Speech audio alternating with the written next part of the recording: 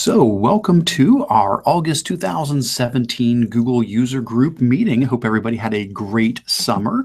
We did not hold our monthly meeting during the summertime. That's usually the case. We typically take June, July off and then fire things back up here at the end of August. So, glad to have you guys with us here today. A little bit of housekeeping before we dive right into this. So, first of all, what is this meeting? Well, this is a monthly meeting that serves two main groups. This does serve the Spark schools up in Northeast Ohio, which is about 30 school districts in the Stark and Portage County areas where I work. But this also serves what we call GEG Ohio, the Google Educator Group of Ohio, which is basically for any school in the state of Ohio using Google tools, although it doesn't have to be just Ohio. We certainly do get folks joining in from other places. So I guess in short, this is a meeting open to anybody who uses Google tools for education, and we are happy to have you here as part of this meeting. Want to make sure you all can get to the necessary resources for the meeting here today. My guess is most of you probably already are in this document, but if not, just want to let you know real quick how to get to the document.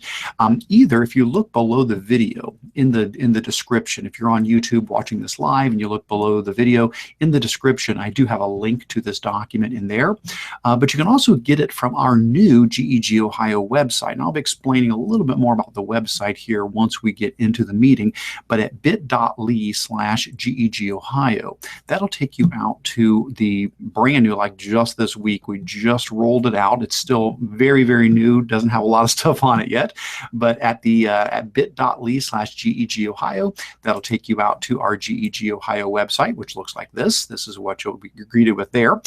There is a link there to our monthly meetings. You can get it here or up in the navigation bar up in the top. We'll do the same thing as well.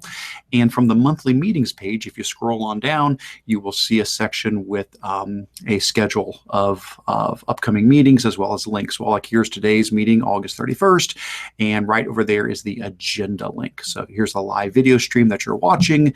Over here is the agenda link that will get you into this document. Now, this document is what we always use for these meetings. Basically, it is an editable document, so you're allowed to type in here. Please feel free to do so. This is a collaborative document. A quick overview of what you're going to find in the doc here as you scroll on down. We'll have a section here with some important links. We'll hit those in just a second.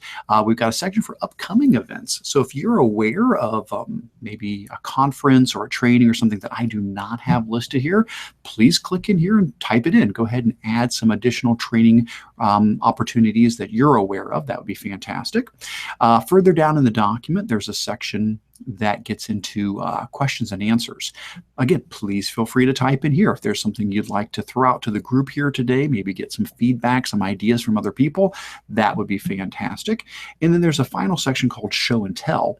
And this is where you can share things you've been doing with Google in your school, or a neat new resource you've come across, or just any sort of useful idea with using Google tools in education. And so I'd love to hear from different schools as far as what you guys are doing out there. So please feel free to throw things in any of those sections. All right, so hopefully that gets everybody on the same page. We're watching the video and we've got access to that agenda. Now, by the way, if you're watching this later, which I know some people will, and it's recorded, you can get to this agenda as well from the GEG site. This live video stream link will also work as the recorded link later. And I will move it down to the past meetings eventually as well. So you'll be able to access it down in past meetings, but the link does not change. So if I don't get a chance to do that before you go to watch this, this agenda link and the video stream link will still work even afterwards. You'll just get the recorded video instead of the live one, which is totally fine. We understand everybody has different schedules, and sometimes it might work better for you to catch this after the fact. All right, well, let's go ahead and get started. So real quick, a little introduction. So howdy, everybody. My name's Eric. I work here at Spark. As I mentioned before, Spark is an information technology center up here in Northeast Ohio. We serve about 30 school districts. Although, again, this meeting is open to anybody, and we're happy to have folks from all over joining us here today or watching this later on. I'm a tech integration person here at Spark, so my main focus is to provide Google support and other technology integration support to the schools up here in Sparkland. A couple important links that we want to mention. I know I already did mention this one a moment ago, but we're going to spend a little bit more time on it now, and that is I went ahead and put together a new site for GEG Ohio. So GEG Ohio is the Google Educator Group for the state of Ohio, and we've had a Google community site page for GEG Ohio for several years now, and that, of course, is still a big portion of this. But I did go ahead and put together sort of a launching page, a launching site for GEG Ohio, and that can now be found at bit.ly/GEG Ohio. Like I said, it is really new. There's a lot of stuff we'd love to add to it over time, so there's not a whole lot there just yet. But there's a couple of key things I wanted to draw your attention to. So I'm going to head back over to the GEG Ohio site and just kind of give you a quick tour. Now, by the way, eventually we'll get like a real address for this. Right now, it's just got the long, ugly sites address, but I will get an actual domain set up for that, so we won't have to always use the bit.ly address. But for now, hey, that saves you some typing, so that's we'll take it for now. So this is what the new site looks like. Basically, just a couple of key things here. There's a link to the discussion board, the monthly meetings, and the calendar. The discussion board is what you're probably familiar with in the past as GEG Ohio. This is the link to the community page. So Google provides what's called Google Communities, and that's what all the GEGs use is Google Communities. And you'll see the link there on our discussion board page that will take you out to the GEG Ohio community. And this is what a community looks like. Basically, it's a big discussion board where you can go and you can post resources, share ideas, ask questions, share upcoming training opportunities. It's just a great way to connect with educators from all over the state of Ohio. So it's just like think of it kind of like a Facebook group, same kind of idea. It's just a big discussion board where you can go and post and share and ask questions. At the moment, we have over 2,500 members. So it's a great group of folks, and I would encourage you to join if you have not done so. There'll be a link there for you to join. I'm already a member, so mine says member, but if not, you can join there on the community site. That will allow you to post. Now, you don't have to join. You can just visit the page and just read stuff, but if you would like to post, if you'd like to reply to folks, then you do need to actually join the community to do that.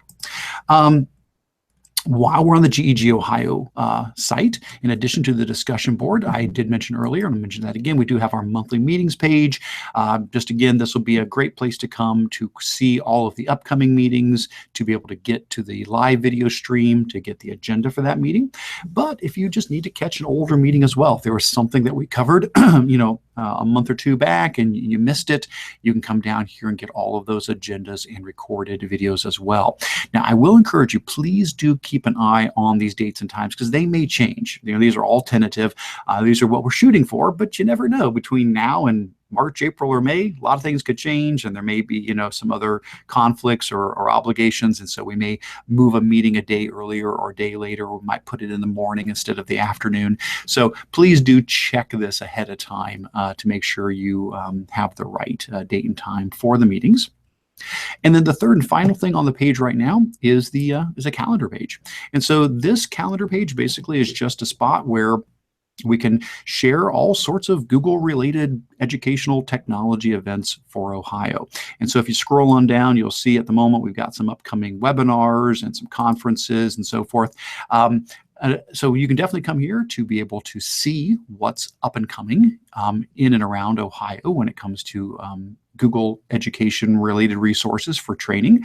But this is also a great place for you to go to share your own. So I do have a submission section here with a link to a Google form that if you give a click on that, it'll let you go ahead and fill in some information about events that I don't have on the list. So if you're doing a conference in your school, or you've got, some sort of a professional development opportunity, or you're running a webinar, or just something you're aware of that we don't have on the list, that'd be fantastic. Please take a moment and fill out that form. That'll go to me, and I can review that and then get it added onto the calendar for the benefit of everybody. And again, like I said, very, very new for the GEG Ohio site. If you have suggestions for what you'd like to see on the site, let me know. I do plan to add a bunch of other things to it, just have not gotten to that yet. The site was just created earlier this week, so it is brand new. But I hope that would give us a nicer kind of, central launching page for all of our Ohio Google resources. All right. The other link I want to draw your attention to, this is the last link I will point out to you, is our sign-in form. We do have a link here for our Google user group sign-in. If you would follow that link, it'll take you to a Google form where you can fill in just a little bit of information about yourself. Google does ask that we report numbers to them. I don't actually give them like your email addresses or anything like that. So it is anonymous in that sense, but I collect your name and email so that I can send you a certificate of attendance for the meetings. Some schools allow you to use meetings for professional development to turn in for LPDC hours. So if you fill that out and pick today's date and say that you watched this online and whether or not this was a first time for you and submit that, then I'll be able to generate your certificates of attendance and email those out to you. But then I also collect this information to send in numbers to Google to let them know about our monthly user group meetings. All right, very good. All right, let's keep on heading down the line. We already did our update. Like I said, our community site is now over 2,500 users, so that is fantastic. So happy for that. And that brings us down to upcoming events. So let's take a couple of minutes and take a look at some of the PD training opportunities, conferences, and other things that are coming up in the next few months here. And again, these are mostly Ohio-based. So if you're not from Ohio, some of these are not going to apply to you as much as others. But our focus is, of course, on Ohio. So first thing coming up here is we do have some boot camps that we're going to be running here at Spark as part of my job that I do here. And so these are Google certification boot camps for Google Educator Level 1 and Level 2. We're going to be running a Level 1 boot camp on October 25th and 26th, and a Level 2 on November 8th and 9th. So these are 2-day boot camps. The idea behind these is to help prepare somebody to take the exam for Google Educator Level 1 or 2. Now, if you're not interested in getting certified, that's okay too. These can just be great training opportunities to just get a really, really solid foundation on Google Basics and more advanced Google resources. Now, if you want to find out more about it, there's a link here you can click, which will take you to the boot camp page. And once you get here on the bootcamp page, you'll find out all the gory details about it if you would like to learn more. So we've got the schedule there, costs, registration link. If you want to know exactly what we're going to be covering in these, there's a link for each one of these that has the topic checklist of what we will be covering for Level 1 and for Level 2. Now, I know we are not the only organization that runs these certification camps. There's lots of other great opportunities around the state of Ohio for that, but did want to go ahead and share that as one possible PD opportunity you may want to consider if folks in your school district are looking for that certification or just for additional Google training. Next up, we have some webinars that we've got coming up. Usually during the school year, we try to do about one webinar a month. Sometimes we can squeeze in two. It just kind of depends on the month. So here are the next 3 webinars that we have scheduled here at the moment. Now, all these webinars are free, and the whole back catalog of them is free as well. You can watch our previous ones. I think we have over 40 of these that we've recorded over the last couple of years. But the ones coming up right away, I've got one on Google Classroom, and this one is focusing on the mobile features in Google Classroom. So if you follow this link, again, it'll take you out to the page where you can get more details on the webinar, but also a spot where you can register for the webinar. There'll be a big register link here once this does open up. running a little slow at the moment. We'll try that again, see if it's going to play nicely with us now. Okay, maybe. Here comes. It's working on getting there. So there's a register link for each of these. Now you don't have to register. They're free. You can just, show up on the day of the webinar online and watch it. That's totally fine. But the register link is helpful because it lets me be able to send out reminders. And if we have to change the date or time, that does happen sometimes. Makes it easy for me to update people and let them know, hey, we needed to bump this, a day off from when we thought it was going to be.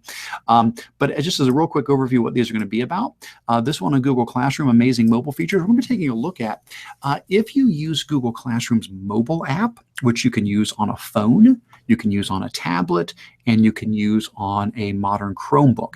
There's actually a lot of really neat extra features you get that you don't have in the regular desktop version or the web-based version of Google Classroom. And we're going to look at what those are and how that can really take your use of Classroom to the next level for you as a teacher and for your students. So some exciting things that you can do with the mobile version that you can't do with the regular web-based version of Classroom. The next webinar is, doesn't sound like something all that new. We actually did a webinar on this in the past. It's just a new version of it. A couple years ago, I did a webinar on using Google Forms for online assessments, but that was a couple years back. And that webinar, I think, has gotten a little bit old at this point because back then you had to use Flubaroo, which is fantastic. Love Flubaroo, but you had to use Flubaroo to do grading of forms. You don't have to anymore. You now have a built-in quiz feature inside of Google Forms. So I figured, it's probably time we dust this one off and redo it. And so this is going to be a webinar on how to use Google Forms to create online quizzes, how to use lots of different question types, how to create your answer key, how to send this out to the students, how to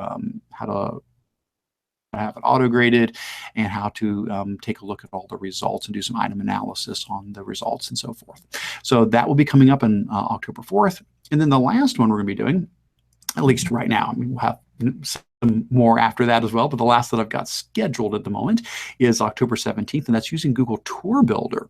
Tour Builder is a great tool that allows you to create tours in Google Maps that go from location to location to location, and you can add pictures, links, text, all kinds of stuff. And this can be a great way for students to retell a story that they're reading a novel in class, or to trace historical events on a map, or visit different biomes or landforms.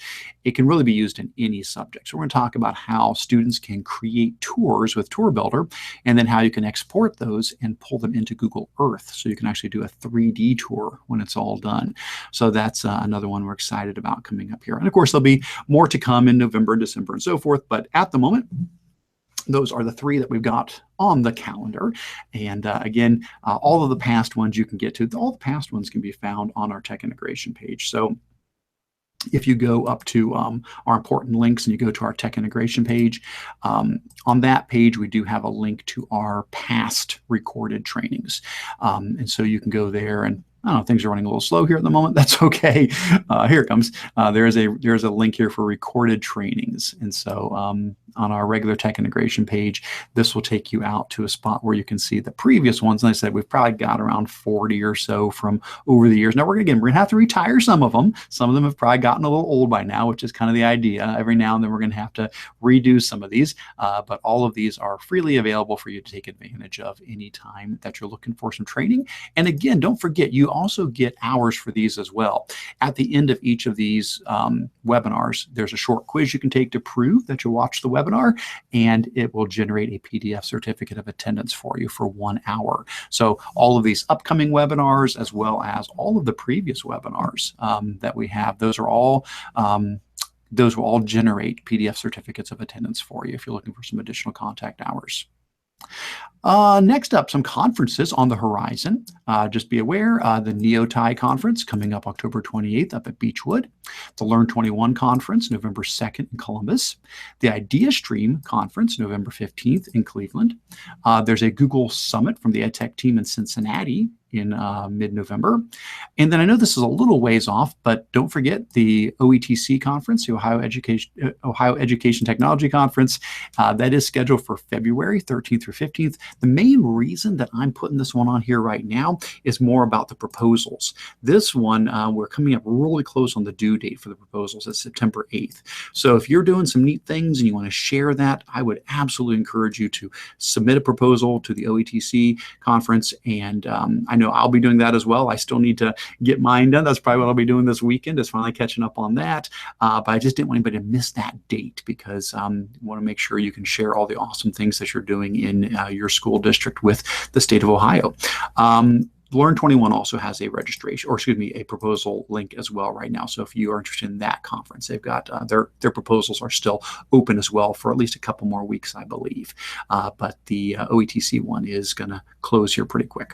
So again, those are all great conferences. Would encourage you guys to take a look at those and see if something's in your area or something that you would like to attend.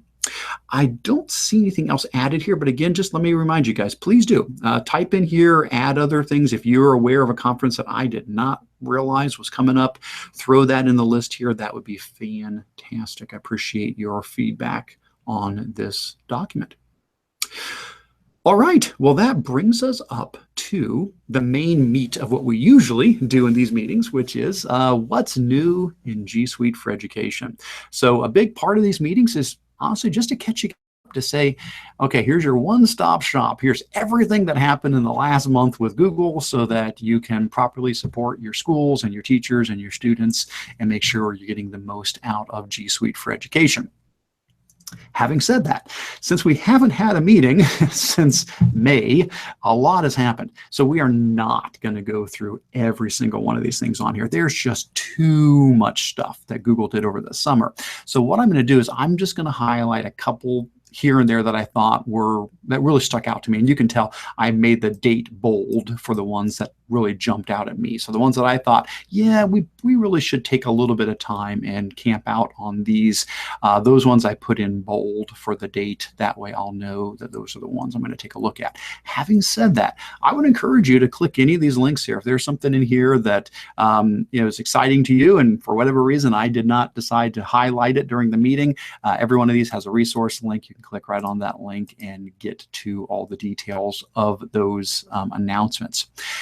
And again, if you guys have questions, comments, whatever, please go ahead and just throw something here in the comments on the side. That would be fantastic. You can just highlight. And when you highlight, you can use the little add comment button, and you can throw a comment right in the document. That is fine as well. I know some folks, I believe, are also throwing some comments in the chat. I will do my best to look with my two eyes in two different directions here. But if you've got a comment and you want to throw it in the YouTube chat as well, I am trying to keep an eye on that as well. So one place or the other, if you throw a comment, hopefully we will see that. All right, well, let's go ahead and take a look at what is new over the summer. So first thing that I was going to highlight was at the beginning of June, Google launched a free digital citizenship and safety game and curriculum. So if you follow this link here, it'll take you out to their post. And then from here, we can get to the actual website itself. So this is the post Google made about it. If you scroll down just a little bit, you'll see a link to what's called Be Internet Awesome. That's the actual link you want to get to eventually. The main link I have here is just their article about it. But if you come down here and click on Be Internet Awesome, that'll take you out to the website where you want to get to. So what is this? Well, basically what Google has done is they've put together some resources to help students to learn about internet safety and ethical usage of technology and privacy and security, things that we would want them to know about using the internet safely and properly. This is a pretty big issue here in Ohio, especially because we used to have for free access to some internet safety curriculum and budget changes and things have happened, and we don't have access to that anymore as a state. It used to be something that we could just use. And so I know we've all been looking for what are some things to fill that gap. Now, this is not a gigantic curriculum. It is pretty basic, but hey, it's something, and it definitely is something that if you're looking for something to fill that hole here in the state of Ohio, or to add to your collection of internet safety resources, this is certainly something to consider. So there's two main things you're going to find on the site. One of them is the curriculum itself. Now, again, you're going to have to scroll down a little ways to get to it. At first, it's just a bunch of information, but if you scroll down past the little welcome information, you'll get to a section where they've got something called Interland, and then Be Internet Awesome Curriculum. So the Be Internet Awesome Curriculum, this is a downloadable curriculum. It'll open up a PDF for you, and you can use this curriculum, and it's got lessons that you can use with students to cover all of these different topics related to internet use, security, privacy, ethical usage, things like that. And so again, it's not maybe as robust as some of the curriculums you've used in the past, but it's good, and it's something that you can definitely take advantage of if you're looking for something and don't want to start from scratch and build something. This is a free curriculum that you can download, print out, use in any way you would like with your students. Has lots of great resources in there for you to use.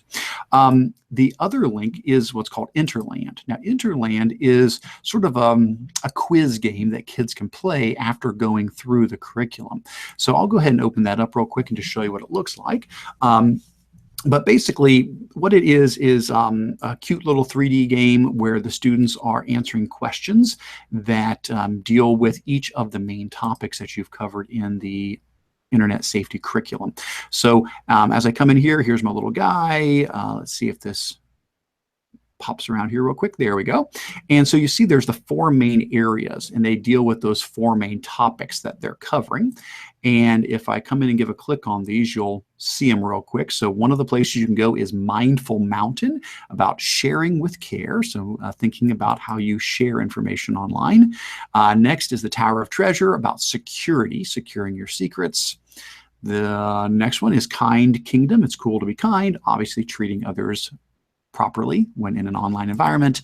And then the final one is Reality River, don't fall for fake. So trying to be able to figure out what is, accurate, what is biased, what is, authentic information on the internet, and what is not. And in each case, it's just basically a quiz game they're going through and playing through as they take their little guy through this 3D world. So as far as age goes on this, they have not attached a certain age range to the curriculum. Obviously, the game tends to veer more toward younger kids. I think the game we just saw, there would certainly be more of an elementary level look and feel, but the curriculum is not specific to a certain grade level. So you really can use the curriculum with any grade level. So that was one that I definitely wanted to point out to you guys, because I thought that's great, since we might be looking for something like that. I do see somebody through in the chat. They're curious how that measures up to Common Sense Media's curriculum. I have not done a comparison, but Common Sense Media has a fantastic offering as well. So I think Maxine had thrown that in the chat. I would agree with that. You absolutely should take a look at what Common Sense Media provides. They're a great resource for so many things on the internet. All right. Let's keep going. Again, I'm going to skip a bunch of these. I'm just going to pull out some that kind of, caught my attention, because 3 months is a little too much to go through everything. Now, this next one, you're going to think, Eric, how dare you choose this one? This is a silly one to choose. Well, hang on just a second here. This one is an article about how Google has added in their search results the option for a live fidget spinner. Now, before that starts bringing, anxiety to you and frustration or fear because of the amount of fidget spinners we've dealt with over the last few months, let me explain what I think is pretty cool about this. So here's the idea. If you run a Google search, and we've known this for a while, if you type in certain terms, you'll actually get things that are interactive. So for example, if I fire up and I say, oh, I want to search for a timer, and I just search for the word timer, I get an actual interactive timer that I can use. Or if I say, oh, I want to search for a calculator, I get an actual calculator I can use.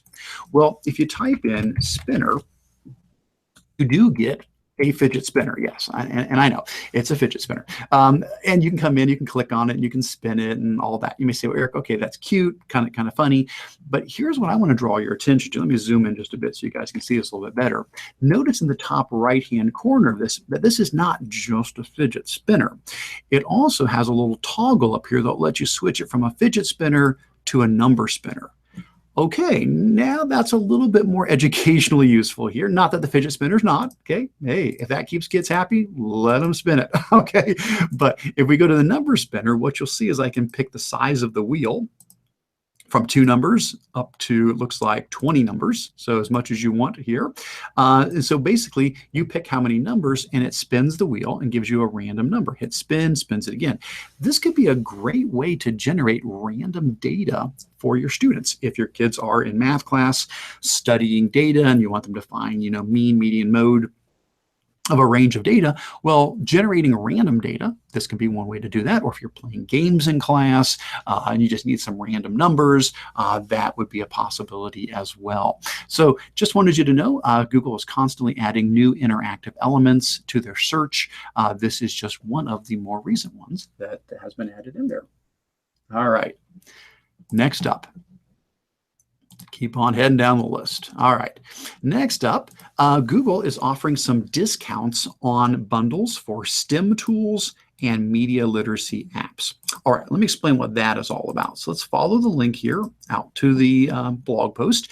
And if you scroll on down, again, you got to kind of find the main link here. So if you scroll on down and you get a couple paragraphs into it, there's a link here where it says STEM tools on Chromebooks. And if you follow that, it takes you to the main page where all of this stuff is pulled together, where they've got the new STEM tools as well as the media literacy apps, but they've got other ones as well. So what is this all about? Well, here's the idea.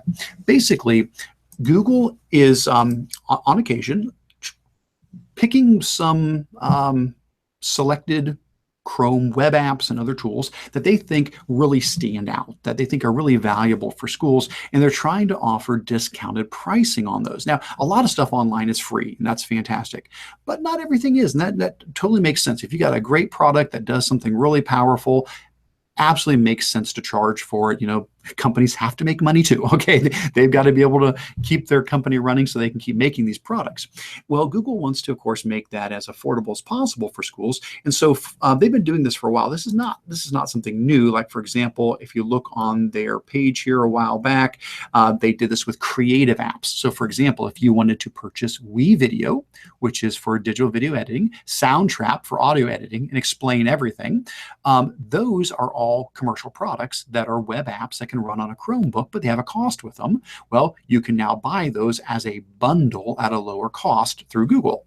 Or they did the same thing with listening apps, Fluency Tutor and ListenWise. These are great apps to help students with comprehension skills. Again, they cost money, and so there's a bundle that you can purchase those at a lower cost for your school. Well, the point is Google has now added 2 more groups to this, and that's sort of what we're pointing out here. The first one is the STEM tools, and the second one is media literacy apps. Those are the 2 new ones that have been added here. So the media literacy apps, it's Scribble and Frontier. Now, Scribble, from the way they describe it here, I'll pull that one up too so that I'm not misquoting what all of these do. Scribble's an annotation tool. You may have seen it before. I've seen it in the past. Some folks have used it. I know they've really enjoyed it. So Scribble is a annotation tool that lets students write notes and draw on pretty much anything they find online and then collaborate and share those annotations with others. And then Frontier is a website that teaches critical thinking about media through reading and writing lessons for students in grades 3 through 8. So it's about media literacy. Now, those, again, are commercial products, but you can now click on the request info link here to be able to say you're interested in those, and you can get pricing from Google on getting those at a discounted rate.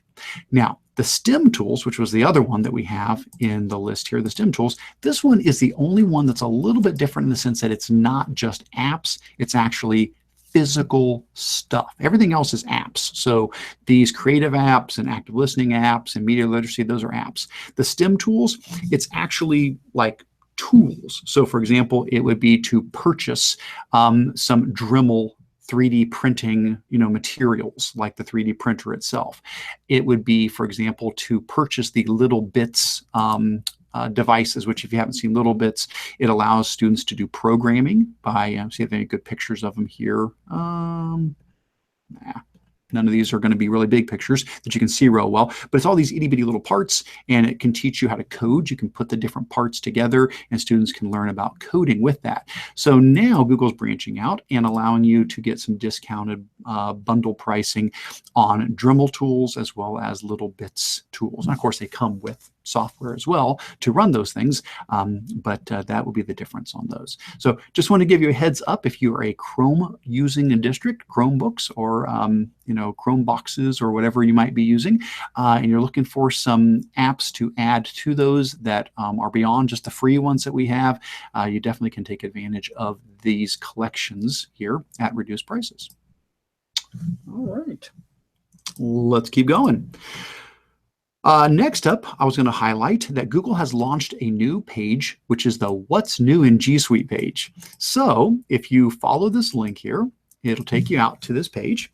And what this is a page that is constantly being updated with things that have released new in G Suite. Now, at first, they're, I think, arranged by product, but if you click on the release week here, let me zoom in a bit to make that a little bit bigger so you can see it. And if you sort by the release date here, it'll show you, like, for example, on August 21st, here are several new things that got updated or released. So for example, Google Sites, the ability to map your site to a custom domain. So as new things go live, this will show you can just kind of scroll back and see all of the new things that have gone live in G Suite in one nice convenient place. Now, in addition to that, if you notice at the top of that page, you can go the other direction as well. So this is what's just been released, but at the top of the page, it says to see what's coming up. Oh, no, where is it at? Oh, here's right below there. It says see also upcoming releases. So right below the instructions, there's a little link here that says see also upcoming releases. This will take you out to a calendar page where if they know for sure that some release is coming out on a certain day, they put it on this calendar. So like if you go into September, you'll see there's a few things, not a bunch. It starts getting kind of, they don't always know exactly what date, but as they do know the date, it'll show up here. So like, for example, this is one I know we've talked about in the past, but on September 13th, the web clipboard is being removed from the Google tools. So we've talked about that one in the past. The web clipboard allows you to copy and paste things not into your computer's memory, but into the cloud so that you can hang on to these things from one computer to another. They are taking that feature out of the Google Drive tools, and that's going to happen on September 13th. So you can go ahead and you can see in advance of different things that are going to be coming up as well.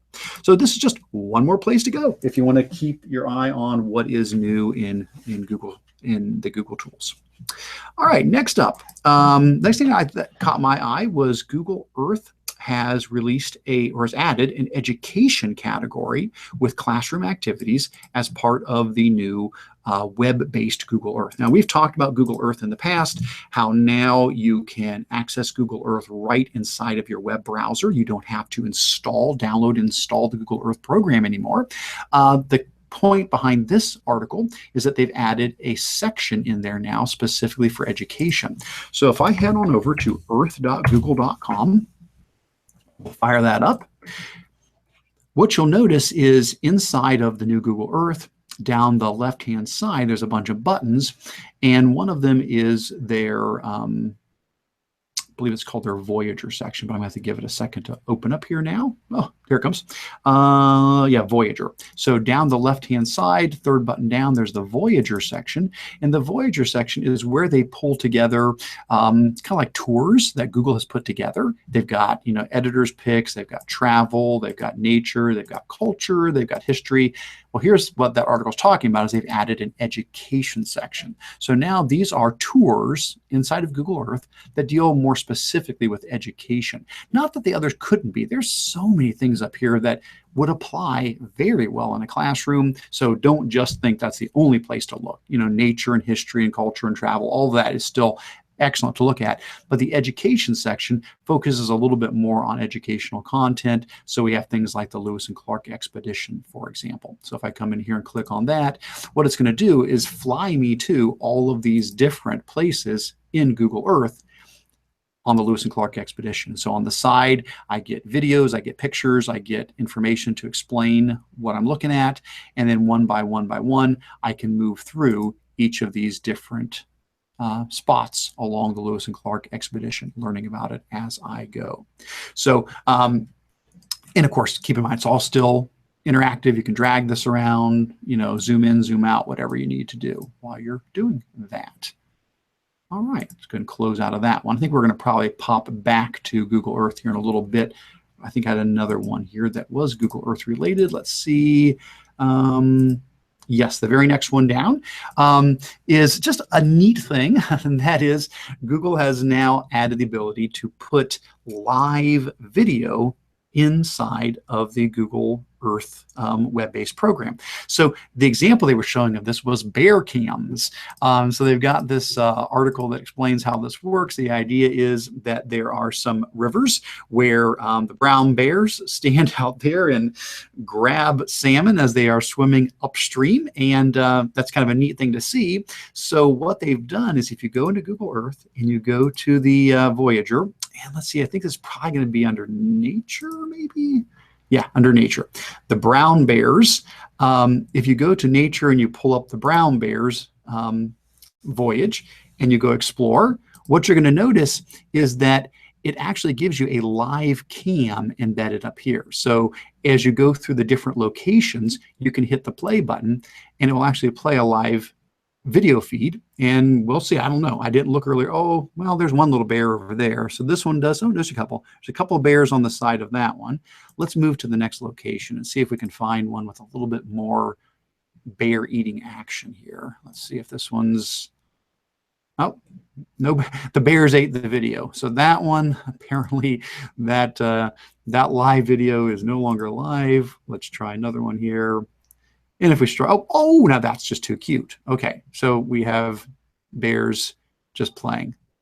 We were hoping for them eating salmon, but this is ridiculously cute. So the point is, Google Earth getting better all the time now with the ability to embed live video streams right into it. So I thought that was worth mentioning for you guys. Awesome. All right, let's keep going.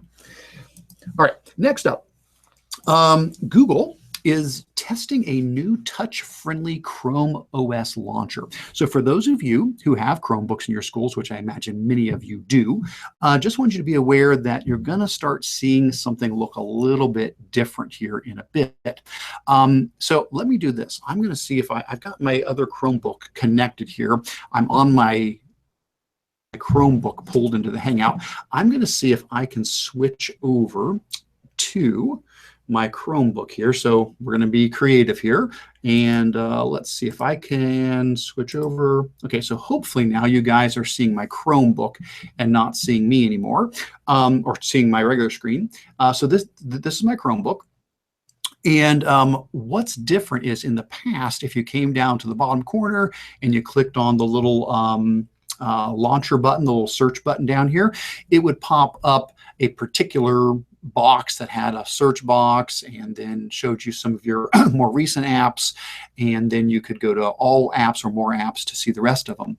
Well, now if you go down there, you'll notice it looks different. Now you get this semi-transparent screen that comes up, and if you pull it up, it shows you all of your different apps, and they scroll vertically rather than horizontally.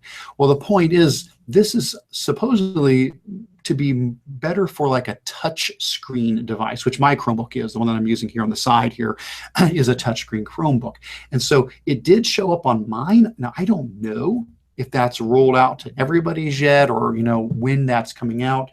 I think I've got mine on the beta channel. So I think mine's a little bit newer, things quicker. So that may not be on yours just yet, but just be aware. I don't want to have anybody be surprised when their kids open up their Chromebooks and go to pull up their resources, that you will shortly be seeing a new look and feel to the launcher on your Chromebooks. Again, hopefully that worked well. I'm going to switch back over to presenting from my other one now. And now that should be me again. We should now be back on there. All right. All right. Next up on our list, oh my, bunches of changes here. So this one's a little bit more involved. We're gonna have to spend just a couple of minutes on this one. Google Forms has gotten a bunch of updates here in July. So they snuck this in the middle of July when nobody was paying attention to anything in the middle of July. And so there are a lot of new features that have recently been added to Google Forms. And we want to take a moment to visit these all about. So let's do this. I'm going to keep this screen open, and then let me go ahead and also open up my drive, and let me build a blank form that we can use real quick just to test this out and show you what it looks like. So I'm going to go ahead and open up a new form here, and we'll just jump back and forth between that. And actually, you know what? Let me do it inside of, I want to do it in a folder so I don't lose where I'm at here. I'll just go into this test folder here. I just don't want to lose it. There we go. We'll come here and we'll make it inside of that folder. That'll be better. All right. So let's just have this be sample form for GEG meeting. All right. So what's new in Forms? Well, a couple of things are new in Forms. One of the things is now what they call intelligent response validation. So you're probably familiar with this if you've done Forms for a while, and that is when you're creating a question in Google Forms, one of your options is to go into the little three dots in the bottom right corner and turn on response validation. So for example, if I was doing a short answer question, I could come down here and I could turn on response validation where I could say, hey, whatever somebody types in here, let me zoom in a bit so you guys can see this a little bit better. Say, whatever people type in here, it needs to be a number that is between such and such, or it needs to be text that contains a certain word, or it needs to be a certain length, or it needs to be text and it needs to be an email address, for example. All right, well, that's something in the past that you've done manually. You would create your question, you'd come down to the three dots, and you would turn on response validation. Well, the idea now is Google's going to try to guess for you what you might want. So for example, if I did something like enter your email address, it should, let's see if it's smart enough to pick it up. Oh, it's going to prove me wrong here, unless I just made it mad because no, what if I just say email address? Will that be enough? Let me see. Email address. You know what? I probably made it mad because I turned it on and off here. Let me just do a new one. So let's do email address. Let's see if it works. Email address. And what it should do is it switches over to short answer, and well, it's going to make a liar of me now, it looks like. But it is what it's going to be doing is trying to catch those sort of things as you do them and suggest for you, hey, I bet you would like this to be a response validation where it is, a text box that must contain an email address. I don't know why it didn't. It typically works. Not sure why it wasn't working here for us today, but that's okay. Just be aware that that is something that you may start noticing as you're creating questions. It may just pop up on there as it starts to suggest for you certain response validations to save a little bit of time. All right, next thing, now this is really cool, and this is cross-domain file uploads. So something that Google did a few months ago is they had a new option. So let's do this. Let's say upload your file. They had an option to come in here and choose file upload for the kind of question that you were creating. Now, what that means is somebody who's taking your form could browse their hard drive, grab a file off of their hard drive, and upload it through the form to submit it to you. That could be a really powerful way for people to turn in documentation. If parents have a PDF they have to fill out and they need to submit it, or if students have something they have created and they want to be able to, submit that to you rather than through the typical sharing method. I could see this being really beneficial, though, for like parents who are turning in forms and things like that. Well, in this case, it used to be they had to be in your domain. You were only allowed to do this inside of your school domain. Well, that's changed now. The new option is as long as you allow for people to share outside of your domain. As long as in your G Suite settings for your district, as long as you're allowed to share things outside of the domain and people can share into the domain, now you can do cross-domain file uploads. So let me go ahead and hit continue. And what you're going to see here is, because I said this is a file upload question, I get these options here, which is, do I want to only allow specific types of files? If so, I can say you can only upload PDFs, or you can only upload videos, or whatever it might be. Or I can say, nope, anything's fine. It's okay. Just go ahead and upload, whatever you want. I can say, how many files are you allowed to upload? And I can say, how big can that file be? And so those are settings you can control. You can also control how much the entire form can receive. So this form can receive up to how much. So we're talking with everybody's submissions together. So if you got 100 people submitting all together, what is the cap that you're going to set on how much can be received? Now, again, what's different about this is now this can be used outside of your domain. So if I come up here to my gear and I say, I'm not going to restrict this to Spark users, I'm going to let anybody in the world go ahead and submit files, that will now work. If I go ahead and open up this form in another window, which I'll do here in a second, I will be able to upload a file from a different account. So for example, let me grab my other account here real quick. See if I can get enough windows going that I can make a mess here. So let's pull this one over. Let me get the viewable link here. Let's get the preview link. And let me pull up my other, yeah. How many windows can you get going here, Eric? There we go. And so here is my personal account. If I come here, it'll say, and let me zoom in so you can actually see it. It'll say the name and photo associated with your Google account will be recorded when you upload files and submit this form. And it says you are currently erickurtz@gmail.com. So it does know who I am. And at this point, I could click add file and I could upload a file, which we'll do here in a second. I'll add a few more things to this form first, but we will do that. Now, do notice if you try to do this in an incognito window, or with a window that is not logged into a Google account, it will yell at you and say, sorry, you have to be signed in with a Google account to do that. So now that's still a limitation. It's not, it's definitely better than it was before. Now you can go cross-domain. You can have people submitting things who just have a Gmail account, but they do still have to have some kind of a Google account. It could be a school G Suite account. It could be a personal Gmail account, but they do have to be signed in with a Google account. So we don't have anonymous uploads, but we now do have uploads that are cross-domain. Okay, and again, we're going to upload something here in just a moment, but let's throw a few more things into this form while we are here.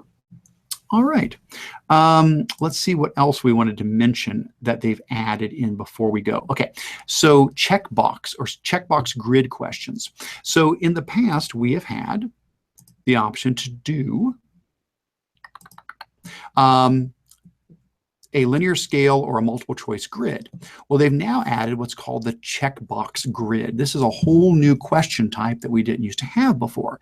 Now, what is that about? So the idea behind a checkbox grid is one where you can have a grid of options to choose from, but you're allowed to choose more than one response for each of the options. See, the other one, the multiple choice grid, you didn't have that option. The checkbox grid you do. Well, how could that be useful? Well, let's say I did something like this. Choose your available meeting days and times. So if I wanted to be able to find when people could meet together, I could come in here and say, okay, we've got, Monday, and we've got Tuesday, and we've got Wednesday, and Thursday, and Friday. And then let's say for our columns, we're going to have 9 a.m., 10 a.m., we're going to have 11 a.m., we'll do noon, throw in a couple more here, we'll do a 1 p.m. and a 2 p.m. Okay, so now if I do that, what's going to happen is when you go to view this, you'll see that people now can choose as many of these as they want. They're not limited to only picking one within each option here. And so this gives us another way to collect information that's a lot more flexible than we had with just the traditional grid option. This one gives us a lot more possibilities there. And you can still go in and say that you're going to require a response for each row if you want. That way they have to fill in each one of them. And you can also still say limit to one response per column if you only want them to pick one in a column. But otherwise, they can choose as many of them as they want in there. So that's another one of the big updates. Let's see what else is an update in here. Oh, section reordering. I don't have any sections in this one, but if I add some sections in here, so if I were to come in here and we'll just add some sections below here so we don't make a mess of this. Let's add a section. We'll call this one page 2, and then we'll add another section below there. We'll call this one page 3. If I had different questions, and we can just add a quick question in here. Fine, and we'll just add a question below this one as well. There we go. What we can do now that we weren't able to do before is we can reorder the sections. We can move them around in a different order. So for example, if I wanted page 3 to be above page 2, now, of course I want to rename them afterwards, but if I wanted to move those around, I now have the option to click the little 3 dots in the top corner of the section and choose Move Section. Now, when you do that, what it does is it pops up a screen where you can take any of your sections and use the arrows to move them up or move them down. So I can move page 3 up, hit save, and now that entire page 3 is now above page 2. And so that was something we did not have in the past as an easy way to move our sections around. And now we have that. Last thing before we actually fill out the form, and we'll see what happens when you submit the file. Let's see, I think there was one other thing to mention. Yes, preferences. You now have the option to save a few of your common preferences. So if I were to come here to my form and go to the top little 3 dots in the top right-hand corner of the form, there's now a preferences menu option there that if you go in, you'll see there's a few things you can turn on. You can say, you know what? I always want to collect email addresses. So no matter whenever I fill out a form, I need that to just automatically be done. I don't feel like clicking that each time myself. Or whenever I create questions, I don't want things to be optional. I always make them required, and I get tired of going in and clicking that required button, and I forget to do them, and I miss one. So I want to just say, for now on, every question must be required. Or here's a default quiz point value. All my quizzes are worth, 1 point per question. So I want to set that at 1, for example. So you can go in and you can set those default settings on a few things now to save you a little bit of time, or more importantly, help you not forget. Probably the required is a big one. You just forget. You get in there and you create a quiz and you forget to make a few of the questions required. You send it out and the kids skip over them or something like that. Having this checked can really go a long way to saving you a little bit of headache there. All right. So with all that said and done, let's go ahead and fill out the form just so we can see what it actually looks like. We don't really need these sections now. I can delete those. Don't really need those. We'll just leave the quiz or the form like that. So let's go ahead and let's go ahead and pull this over here now, and let's fill this out. I'll refresh it since I've changed it a little bit. All right, so there we go. So now I'm going to go ahead and say I want to upload my file. So I'm going to click Add File. I can go to my computer. Let's go to my sample files, and I'll just grab a PDF here, and I will upload that. So now I have been able to attach a PDF to the form when I go to submit that. And now let's pick when I'm available to meet. We'll grab a couple of different days and times here. And looks good. Let's go ahead and submit that. Now, what happens when a user does that? What does that look like? Give that a second to do its submission there. It's probably taking just a little bit longer because it's got an attached file, would be my guess. But we will give that a moment to do. There it goes. All right. So we'll move that out of the way. So now, what does this look like for me as the creator of the form? So if I go to my Responses tab, you'll see a couple of things here. So first of all, Now, this isn't going to be too exciting because I only have one submission, but you'll still get kind of the idea here. It'd be more exciting if I had a bunch of submissions. But you'll see that in my responses for the upload file, I can access all of my uploaded files here. But there's also a folder that they go into. I'll show you that here in a second as well. Below there, here's my question on the meeting dates, and you'll see it's giving me my different times as colors, and then my different days with the different times as colors showing up there. Now, let's look at this a couple of different ways. One way is, what if I go to the spreadsheet? What does the spreadsheet look like that's associated with this?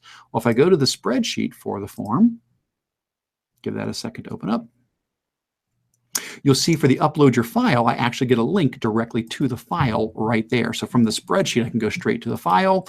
And then for the checkbox grid, what I get is for each of the days. So Monday, Tuesday, Wednesday, Thursday, Friday, I get those as columns. And underneath them, I have the choices that each person made for those different days. Now, the last thing we wanted to mention on this, though, was remember I said there's a folder where all of this goes as well. So when somebody uploads their file through the form, if I go back to my Google Drive, look what it did. Let me zoom in here so you can actually see this. Notice that in my test folder where I created this, it made a new folder called Sample Form for GEG Meeting.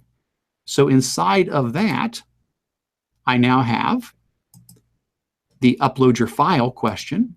And inside of that, I have all of the files that people uploaded. And notice it even adds their name to it because, again, they have to be logged into their Google account to do it. It takes whatever they uploaded and it appends their name onto the file name so you know whose that was. And now I could come in and boom, I could open up that file and have access to it. Pretty nifty stuff. All right. So hopefully that gives you a good idea of what is new in Google Forms. Those were some of the big changes we got in Google Forms. And I'm trying, again, keeping an eye here to see if anybody has any questions or comments on that. Looks good so far. Again, I'm doing my best to look at a chat window and look here as well, but I think we're doing okay. Excellent. Sounds good. All right, let's keep on moving, folks. So I'm going to close out of those unless anybody has any other questions on any of that. We'll close out of those. All right. All right, what's up next? Let's see. Next up, real quick, we'll just mention this. Google Meet, which is the new version of Hangouts. I know Google's always changing names of things. For G Suite for Education, instead of Hangouts, it's going to be called Google Meet. The big thing is they've added the text chat feature to it. For those who haven't used Hangouts much or used Meet at all, just be aware that there's always been in Hangouts the ability to do text chat. You could type a text chat while you were in the Hangout and it would show up on the side. When Google launched Google Meet as the replacement for Hangouts in G Suite for Education, it did not have the text chat feature. It just had the regular video conferencing feature. Now that has been added. And so inside of Google Meet, there is now an option to pop up a little text chat window on the side for text chatting. So that's a feature we've always had in Hangouts. It's always been there from day one. They just had not put it in Meet yet, and now they have it in Meet. All right, next up, let's take a look at this. Google Expeditions, a couple of Expeditions things that are pretty snazzy. So one of the things we want to draw your attention to is two changes in Expeditions. One is that students can now take Expeditions on their own. They don't have to have a teacher running the expedition. And so basically it's like a self-guided mode that they can go in. They can do a self-guided expedition. The other thing, and I'm going to show this to you real quick in a second. The other thing they've added is annotations. And so annotations allow the teacher, when they are running an expedition, to draw on the expedition, to actually mark it up, to circle things and point out things. There's a little squiggly thing. I'll show you how that works. They can draw on the expedition, and that shows up for the students. The students can see the arrow you just drew or what you're pointing to or what you're circling. So what I like to do is demonstrate this for you in a couple of ways. So first thing, let me go ahead and pull my Chromebook back up. So I'm going to pop over to my Chromebook. All right, so hopefully you're now seeing my Chromebook again. And if not, let me know if I click something wrong, guys, if it ends up not doing what it's supposed to. But that should be showing you my Chromebook now, I certainly hope. What I'm going to do is I'm going to pull up the Expeditions app on my Chromebook.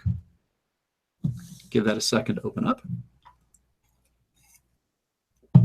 All right, so, and I need to get back to the main screen. I was deeper inside of this earlier. So in the Expeditions app, I am going to say that I want to lead an expedition.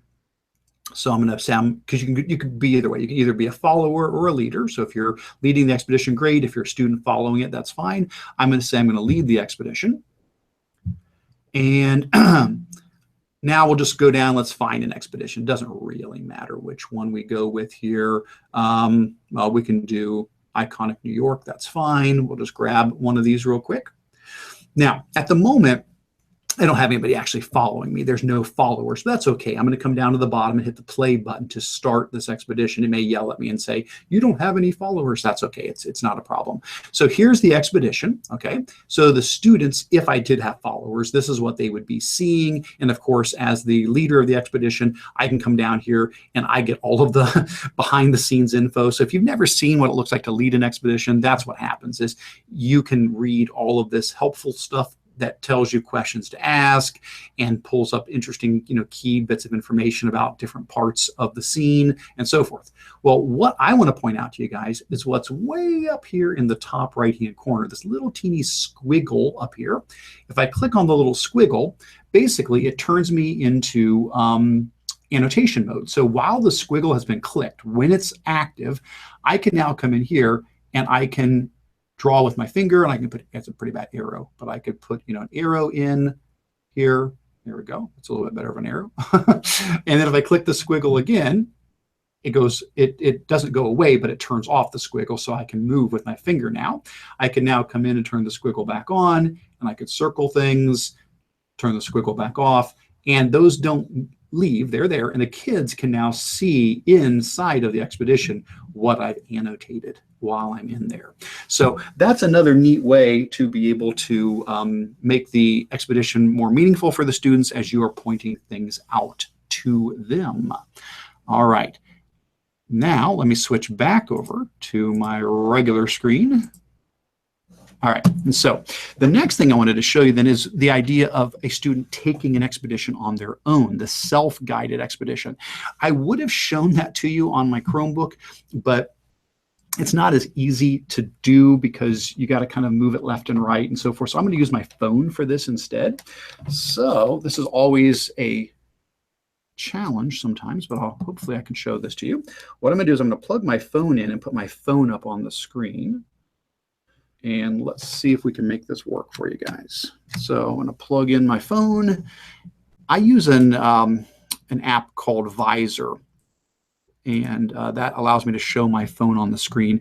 But I've said before, and I'll say again, I'm using the free version, so sometimes ads pop up. I need to pay for the full version at some point, but if ads pop up, just be aware. So I apologize in advance for any ads that pop up on the screen. But let me go ahead and pull up Expeditions. So here's Google Expeditions on my phone. And what I'm going to do is notice that as a follower, oh, see, there's the ad. See, here comes the ad. Let's try that again. Okay, there we go. Notice I can be either, I can lead or follow. I'm gonna say I'm following.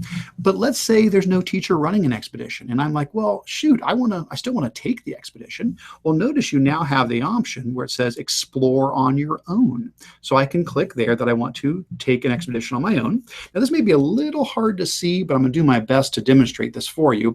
Normally this would be inside of Google Cardboard. So students would put this inside of Cardboard. Let's see if it'll play nicely with me here. There we go. And so what you're seeing is the two, eye holes inside of Cardboard. So, that's what a student would be seeing while they're looking through this. And then what you'll notice is what the student can do is they can look at these different expeditions. And if they click on any of them, they can open up an expedition and take it on their own. Now, if they want to use the little arrow, they can move across to the next group, and move across to the next group, and move across to the next group. wonder if I can make this bigger for you guys. There's probably a setting here that I can make it larger. Let me see. Is there a bigger size? Oh, maybe not. Okay, we'll just keep it like that for now. Or maybe I could just drag it bigger. Yep, that worked. I was just trying to see if I could make this bigger for you guys so you can see it a little bit better. So as I move around, if I come across an expedition that I like, all I have to do is go ahead and click on that expedition. And now it should, hello, come on. There it goes. Now it will load up that expedition. And now I could take that expedition myself on my own. I don't have to have a teacher leading it. The big difference is it will read everything aloud to you. All that text that I showed you that the teacher normally reads to the students, it will instead read that aloud to them so they can hear all of that as they're looking around and taking their expedition there. All right. So just be aware that is something that now kids can do on their Android devices, their iOS devices, or on a Chromebook that supports Android apps. All right, good stuff. Close out of that. I might need to pull this back up, so we may be plugging that back in a little bit. I think there may be a couple other things I'm going to show you guys, but that's okay. We'll set it to the side for right now. All right, let's keep on moving down the line. Told you there was a lot of updates in the last month. Oh, I should have just left it plugged in. This next one is also an Android thing. It's just cool. I'll just show you really quick here. There's something called Motion Stills. So Motion Stills is a new Android app. So again, this would work on an Android phone, but keep in mind, all of these things can also now run on Chromebooks that are the more modern Chromebooks, because a more modern Chromebook is able to run Android apps. Well, here's the app. It's called Motion Stills. So if I pull this up, here's the idea behind Motion Stills. What it does is it allows you, oh, there we go. Got my ad popping up. What it does is it allows you to record something. So here's my, you wonder, how does Eric run these webinars? Yeah, there we go. I feel like I'm ready to launch the space shuttle. I've got 1, 2, 3, 4, 5 different screens. Yes, that's why I'm losing my mind. All right, there we go. So what it does is it allows you to record like a video, which and a lot of things let you record a video. But what's cool about it is it will then create a GIF out of that. So it'll take that video it records and make a very simple, small animated GIF that you can then share with others. You can send it to Classroom, you can, post it online, do whatever. It just makes it really easier than having a giant big video that's being recorded. It just makes a simple GIF. So if I come here and I click on this to record, and if I start moving to the side, it has now just created this animated GIF. And so that's not a video. Well, it's a video at the moment, but if I come up here and click on it, and if I start moving to the side, I'll turn off the sound. There we go.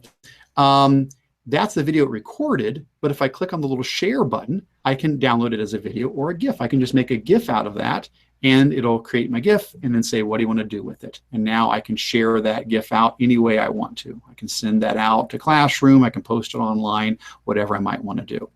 Now, the other cool thing it does, besides the GIFs, is you can come up here and go from motion still. You can switch into what's called fast forward mode. With this, you do a long recording, and then it creates a fast forward GIF version of it. Now, I did that last night. I was just walking around my neighborhood with my dog. So this is what it created. So I was going for a walk. So I was not moving fast, just me and my dog taking a walk through the neighborhood. And it recorded that, but then it plays it back at up to 8 times the original speed. So it can make a fast forward version of it. And again, I can come in here and save that as a GIF or a video and share it out from there. So, and again, when you go to share these, if you're on a phone or an iPad, or if you're using a Chromebook that supports Android, one of the sharing options is Google Classroom. So a student could use this new tool, this Motion Still app. They could record something, turn it into a GIF, and boom, turn it in right through Classroom, and they could submit it right away.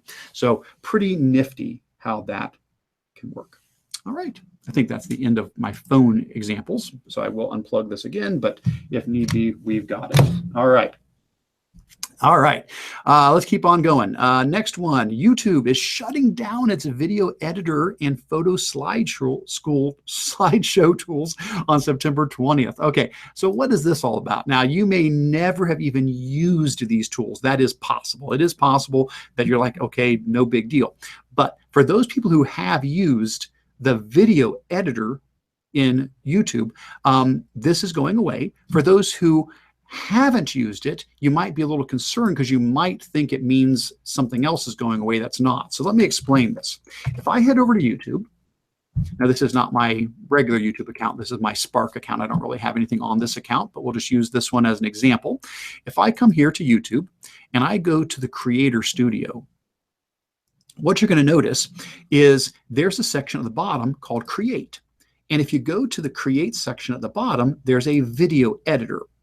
And it'll tell you at the top, this editor will go away September 20th. Okay, so what is this video editor? Well, the sad thing is it is going away. I mean, it really is pretty nifty. This is a video editing tool that's been here all along, hidden away inside of YouTube under your Create button down here. It lets you take multiple videos, put them together, splice them, dice them, trim them, add them together, put in transitions, add music, add images, add titles. Basically, it's like WeVideo. It's a video editor, and they're discontinuing it, which makes me kind of sad because I thought that was really a neat tool to have for free as part of YouTube. So that is going away. What is not going away are these tools when you're up in your video manager. So I don't want anybody to worry about that. If I'm in my video manager instead, and I say, oh, I've got some videos, these are all just demos from trainings and stuff like that. If I were to come in here and say, I want to edit a video, you still are going to have tools in here. Like under the enhancements option, you'll still have the ability to go in and trim a video.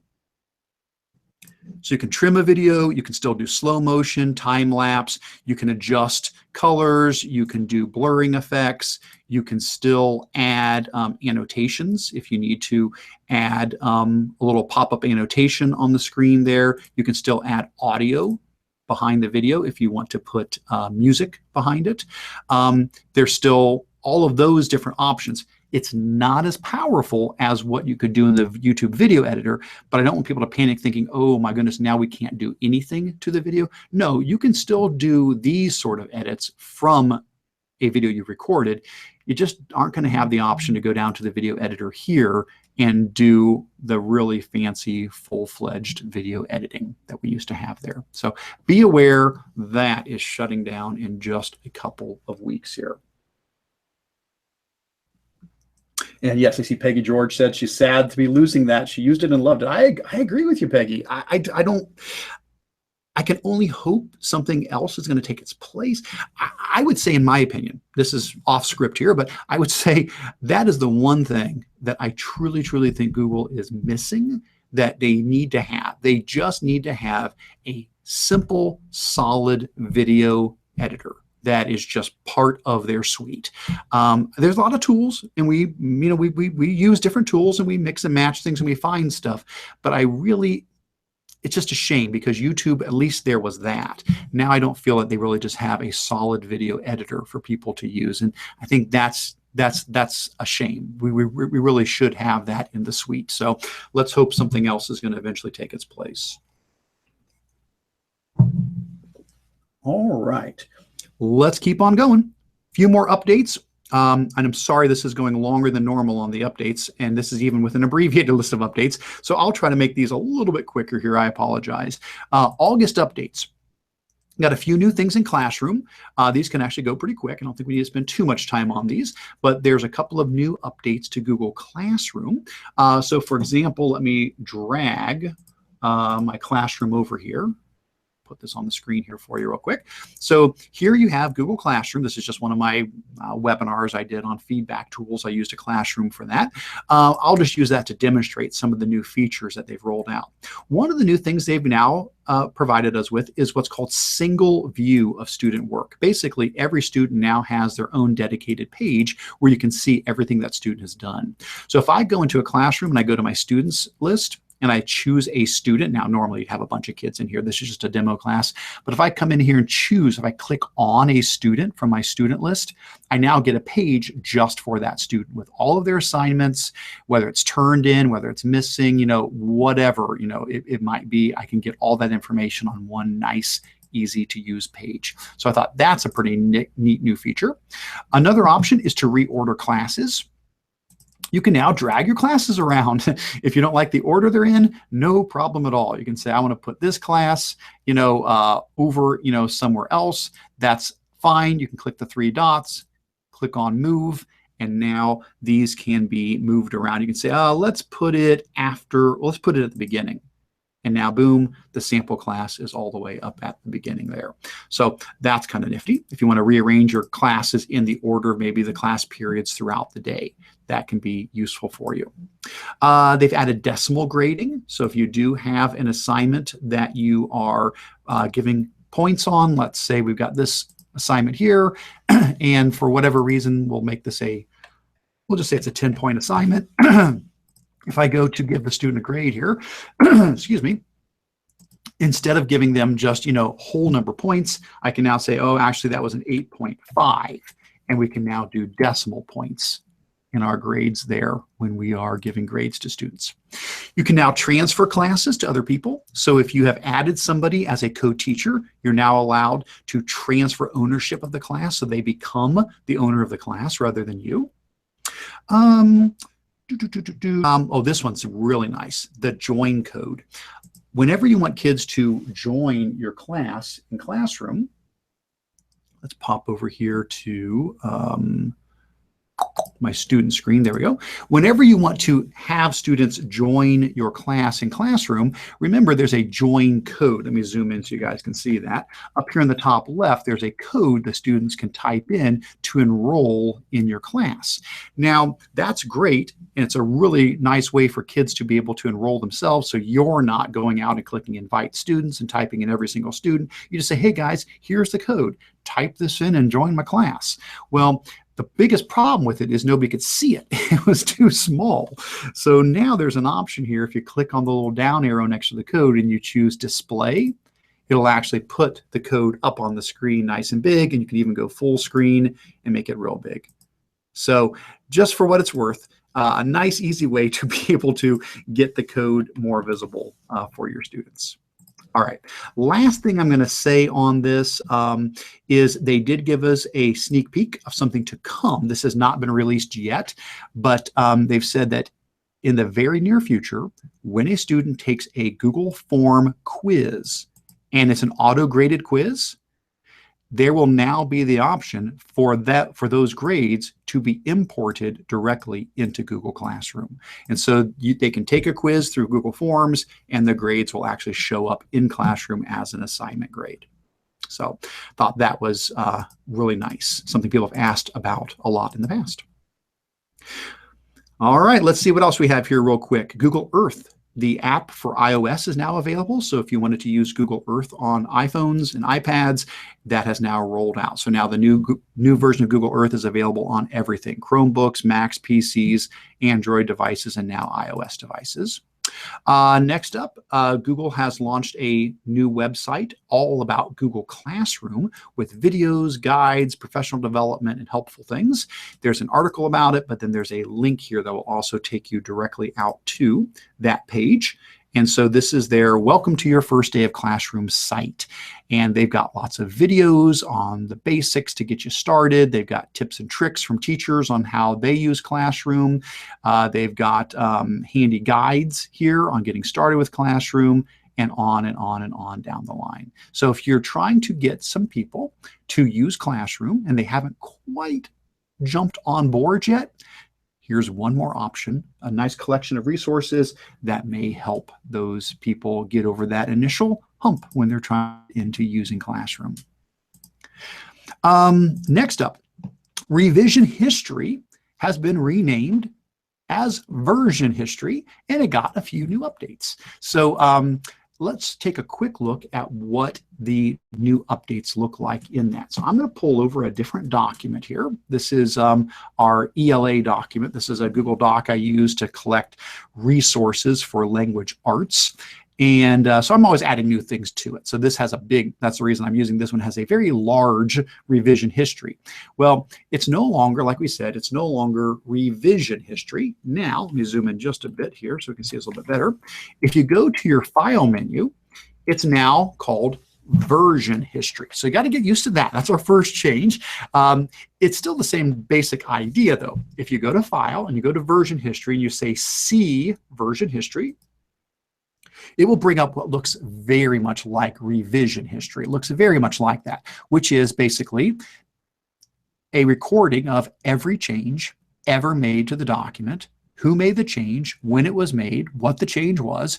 That's what this has always done. It's a fantastic tool. So basically you can go back in time and click on each version of the document, and you can then see over on the side, oh, on June 11th at 12:40 p.m., Eric Curts typed these things in here.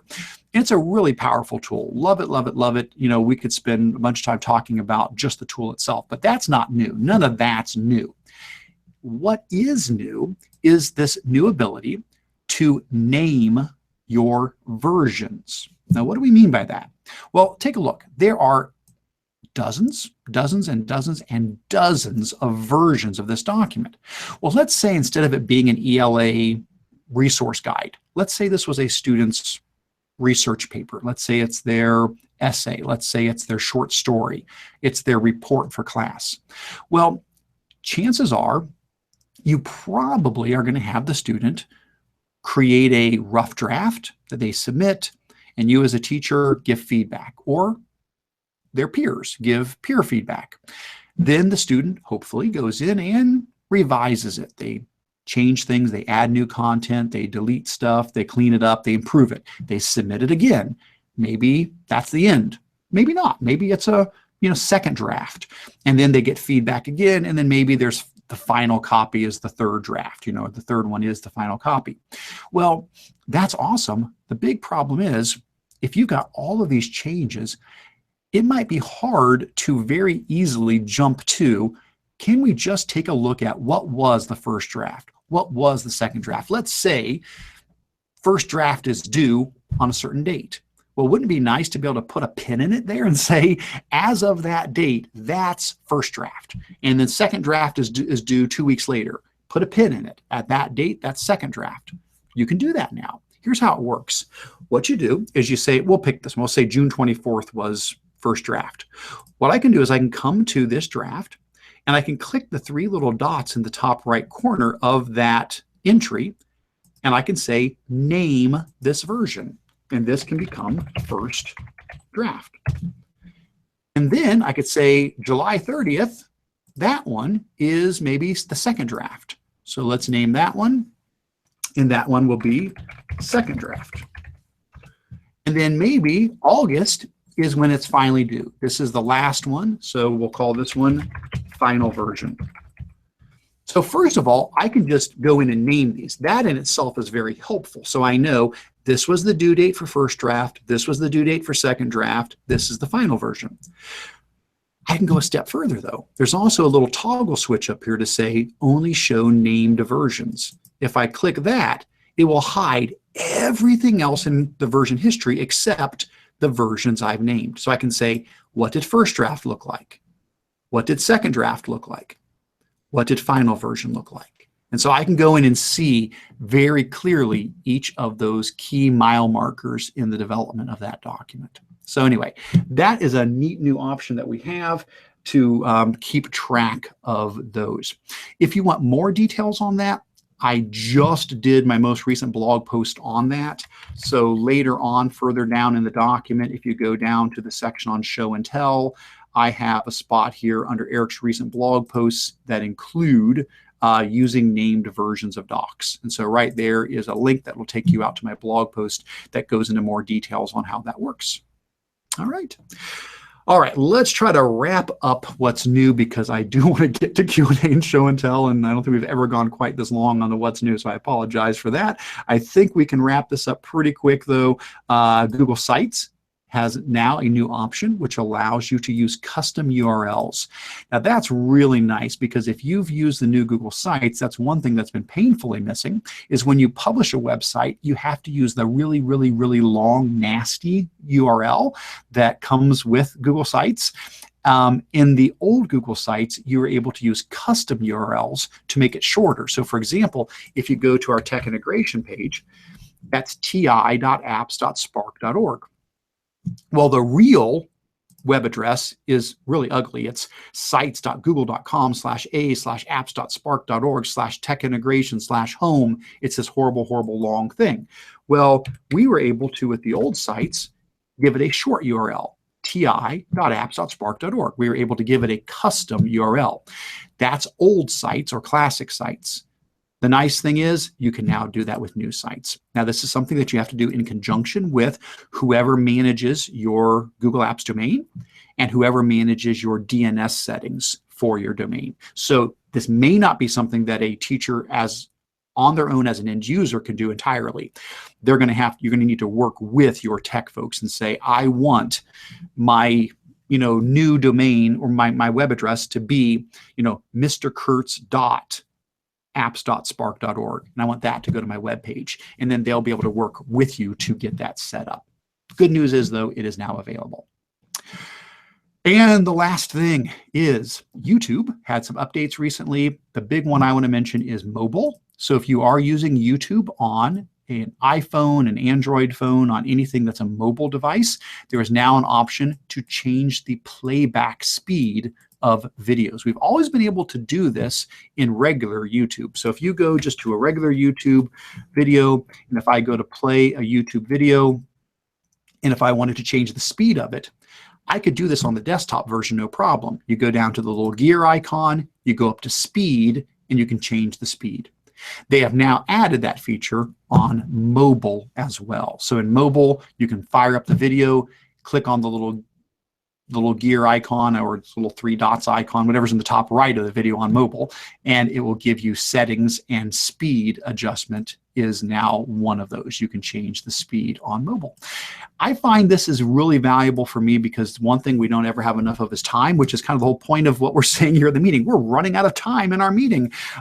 So for example, if you were watching this recording later on, I would absolutely encourage you to watch it faster. I would never, ever, ever ask anybody to watch this Google user group meeting after the fact at 1 times the normal speed, just the regular speed, because come on, face it, guys, you can listen faster than I can talk. You can bump me up to 1.25, no problem at all. It would go, a little quicker. You'd save a little bit of time.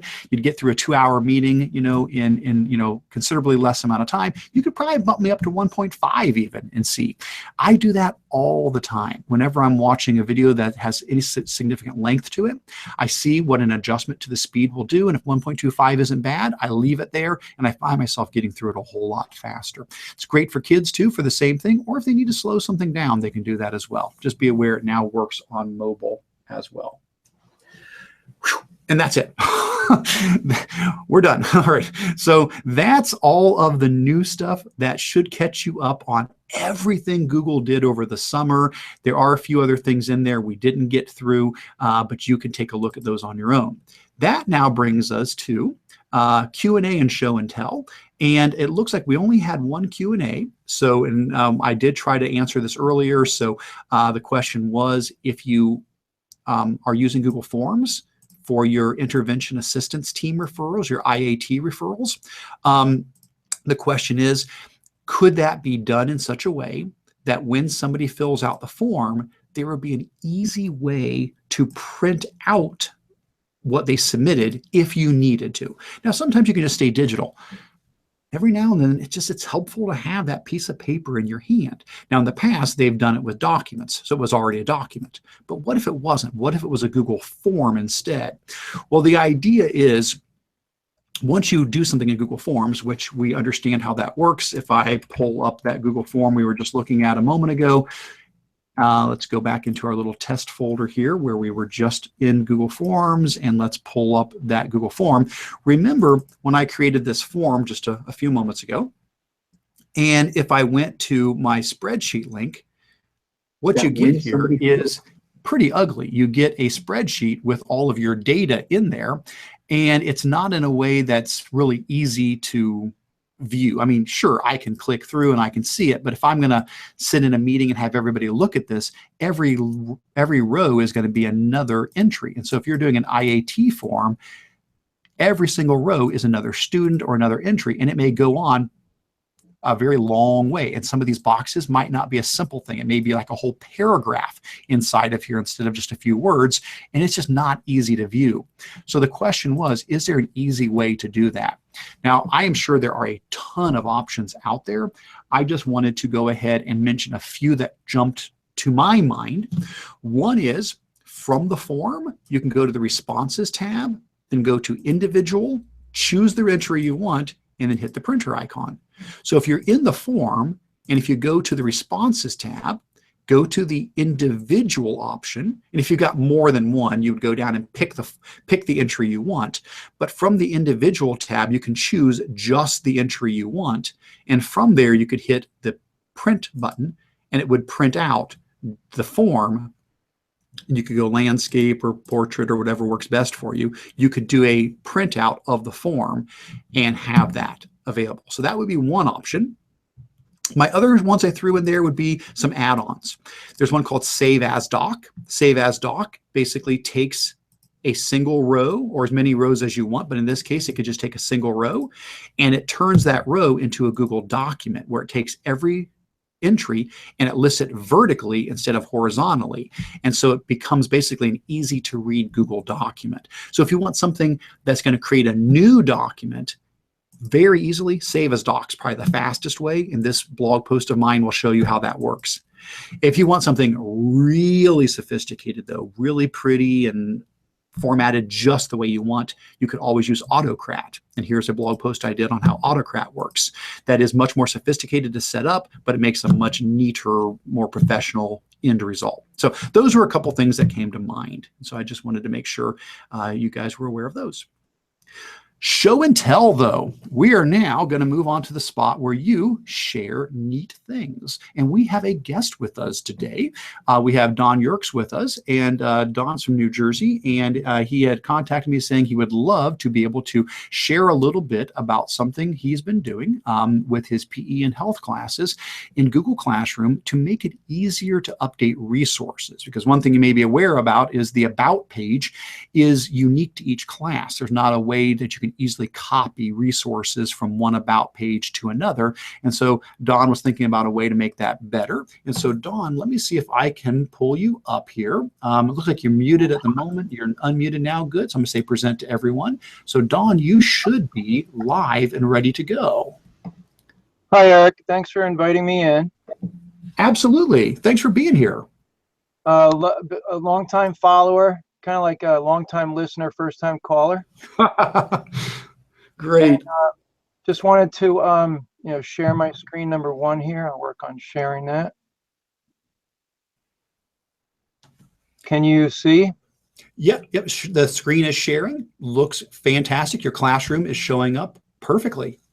How this came about is many times I'll be inspired by a video, many times by your videos on, for example, Autocrat.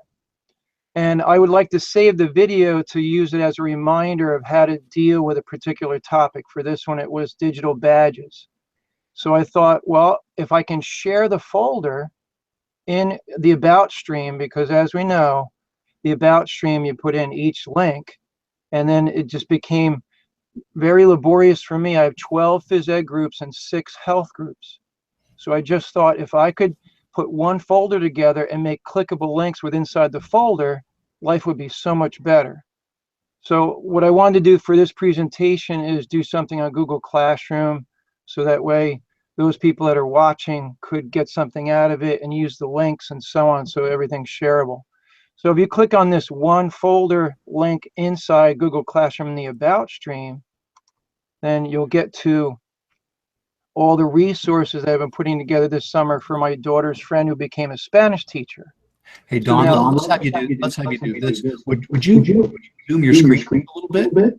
Maybe use the Control plus or Command plus, whatever it is on there, to bump up the screen a little bit larger. If you're in Chrome, it should be Control plus. I just don't want anybody to miss out what you're showing there, because that's really awesome stuff. That's great. That's so much easier to read. okay, all right, sweet. Thank you. So what I did was I just put these together, and then I just scroll through.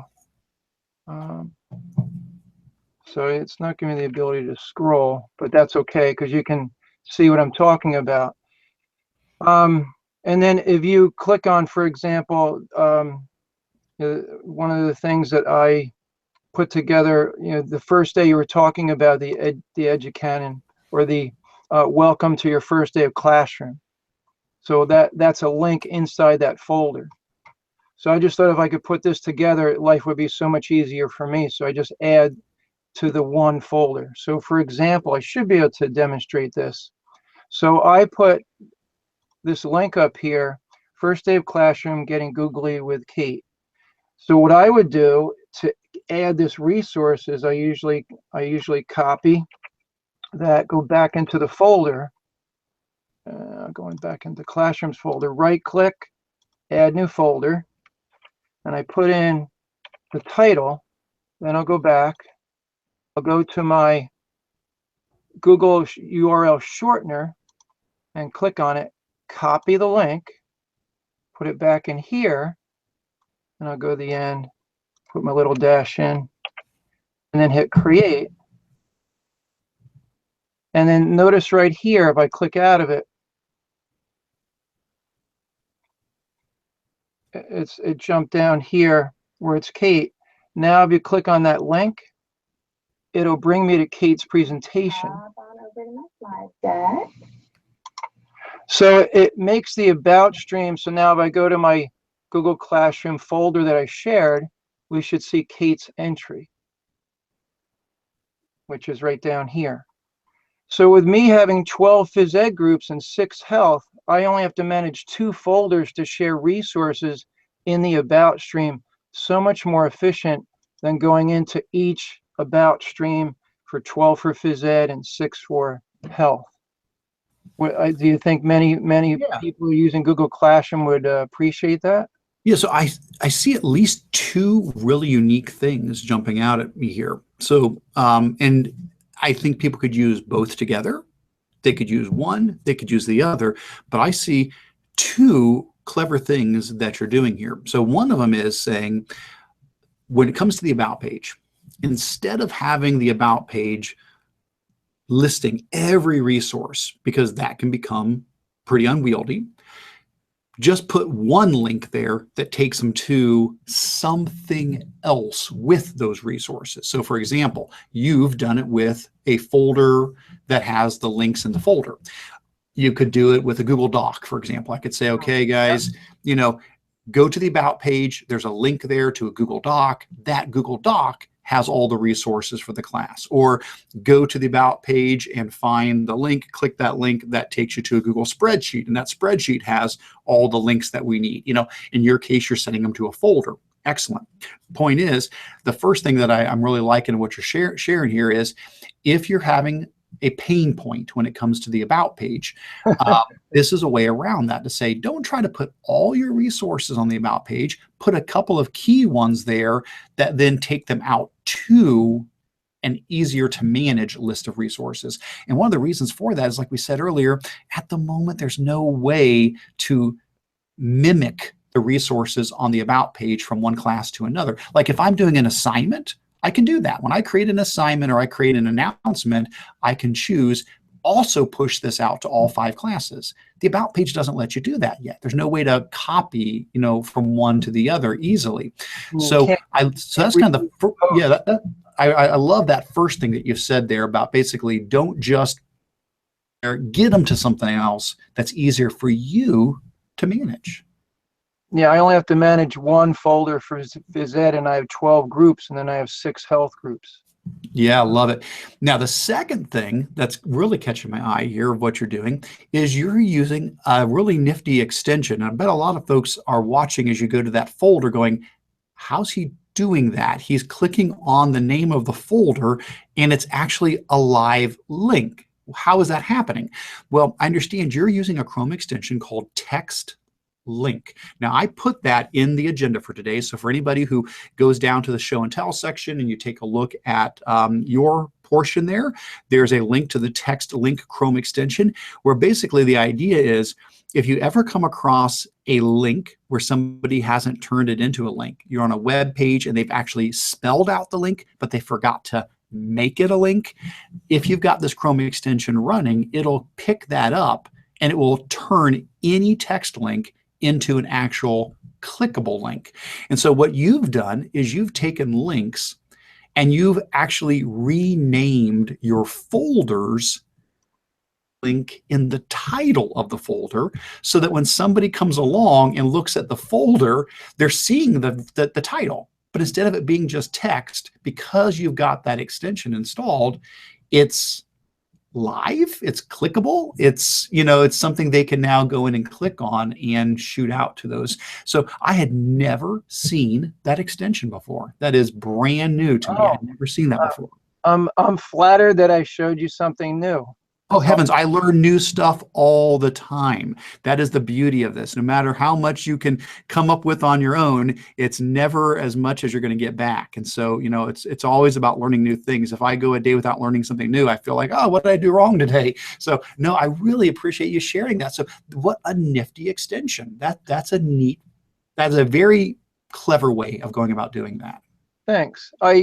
Most times the folders are empty. I just use it as a way of presenting the link. So if I double click on this folder, there's nothing in it. I gotcha. Yeah. Some of the folders that don't have, so for example, this infographics one has infographics. So I've subdivided the infographics in for Google Classroom within the folder. So when I go back here, this infographics doesn't have a link because there's many links inside of there that you can now use URLs to that. So you can subdivide. I love it. Fantastic. So I really appreciate you allowing me to present my idea here and trying to make all our lives a little bit easier on the About stream in Google Classroom. Well, Don, I appreciate it. And again, I put the links to the extensions in the agenda, but I didn't want to put your contact info in there unless you wanted it in there. So that is an editable document. If you want people to be able to reach you, please jump in the agenda, go down that spot and feel free to add whatever else you would like there. If you want to put your contact info in there, if people have more questions and want to get in touch with you, you certainly can do that. And I want to encourage anybody who you come across a neat thing, you guys are doing something cool in your school, please do exactly what Don did. Just drop me an email. Just say, hey, Eric, I'd love to jump in on the, September user group meeting or something and share something. Love it. Absolutely. The more folks we can get sharing, the better that will be.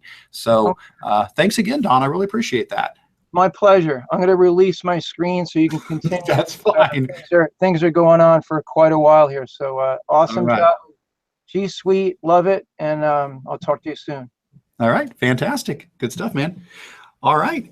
Which brings us to our next person who is not actually going to be in the Hangout with us, unless Matt wants to jump in. But Matt Mays did go ahead and stuffing the agenda. And so Matt has added in here a link to the Perry Local School District Technology Learning Center. Matt is a tech guy right here locally in Sparkland. He works at Perry Local Schools, does phenomenal stuff. Really appreciated Matt presenting 3 sessions at our Spark Tech conference. They were all incredibly well received. And Matt has put in a link here to something I have not seen before, so I'm going into this cold with you guys. But he says it has standards and pacing guides by grade. It has code, typing games, and responsible digital citizenship, student usage resources leveled by grade, teacher resource area that's always being added to, and Matt's contact info. So here is the Perry Technology Learning Center. And so this is something Matt wanted to share. Again, I have not had a chance to take a look at this, so I am really excited because this is such a common request. We hear this all the time from schools. When it comes to technology, what should we be teaching, at what grade level, with what resources, what should kids know by the end of different grades, how are people doing this? Every school's kind of invented the wheel themselves, which, is unfortunate, but, maybe some folks who haven't yet can build off of these. And so Matt has done a wonderful job here putting these together and sharing this with folks. That is awesome. So here's the pacing guides. So if I were to come in here and click on a pacing guide, it'll pull that up, and it looks like this is first grade. So first grade, we've got, for the first grading period, each week, what it is the students should be learning, what technology standards that relates to, and then what resources to use for it. Oh my gosh, that is fantastic. Cannot tell you how many schools would appreciate being able to use this. This is really, really useful for folks. And then we also have the scope and sequence here as well, where we can go through and again look at grade by grade what is being taught at each of the grade levels for the difference in technology for students. It looks like we can also go in by grade level here as well. Give a click there and just go straight to 6th grade. And so there is the pacing guide. Oh, love it. That is just fantastic. Really, really good stuff. So thank you, Matt, so much for putting that together and for making that available for people. With just about 10 minutes left, I'm going to just very quickly mention some things you may want to take a look at from the summer with my blog. I did not do a ton over the summer. Well, I shouldn't say that. I didn't do much on my blog over the summer. I've been very fortunate to be at a large number of conferences and running boot camps and doing trainings at schools. So it's been PD. It's been professional development from beginning to end. So as I got a chance, here and there, I snuck in a couple of blog posts. So I'm not going to go through these in any detail at all. I just want you to be aware if one of these catches your attention, you're like, oh, that's neat. I think I'd like to try that out. These are my blog posts from the summer. We already mentioned the first one, which was using the named versions in docs to track writing drafts. Let's see, what do we have after that? Making posters with Google Drawings. This is a blog post I did on using Google Drawings to create posters for folks that want to do some some desktop publishing, and maybe the students aren't maybe ready to jump up to something like Lucid Press, one of the more powerful tools, which I absolutely love, but they just want to do something a little bit simpler. Google Drawings can be a great way to do that. And so here I made a poster for science class, and I'm using a poem I wrote many, many years ago about the different elements. And so this talks you through how to use Google Drawings, some tips and tricks to go in to create a poster using Google Drawings and how kids can use that.